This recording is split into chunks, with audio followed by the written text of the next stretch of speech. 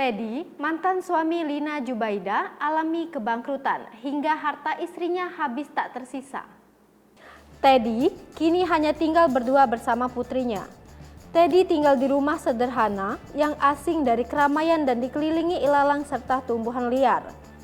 Dikutip dari kanal YouTube SCTV pada Selasa, 26 Oktober 2021.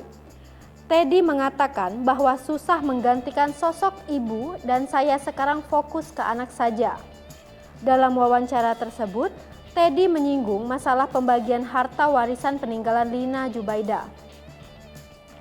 Setelah 2 tahun lamanya, Teddy mengaku warisan Lina belum diberikan. Sepeninggal Lina Jubaida, Teddy bernasib apes. Apalagi setelah diperkarakan oleh Rizky Febian. Anak sulung Lina Jubaida dan Sule itu memiliki uang tabungan yang diserahkan kepada ibunya.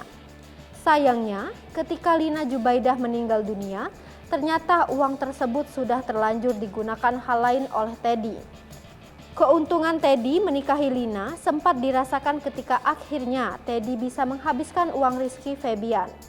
Setelah diperkarakan, soal harta warisan Lina Jubaida, Teddy malah pula meminta jatahnya. Sejak saat itu, Teddy dan anak-anak Sule saling memperkarakan satu sama lain. Namun belakangan ini, kasus hukum perebutan harta warisan Lina Jubaida tak terdengar lagi. Kasus hukum tersebut sepertinya mengalami proses yang sedikit melambat. Saat ini Teddy disebut kabur. Keberadaan Teddy bahkan tidak diketahui kuasa hukumnya juga. Setelah Teddy menghilang, dan tak hanya bangkrut, kabarnya Teddy juga menelantarkan sang anak. Nasib Teddy yang kini ternyata bangkrut dibenarkan pula oleh kuasa hukumnya.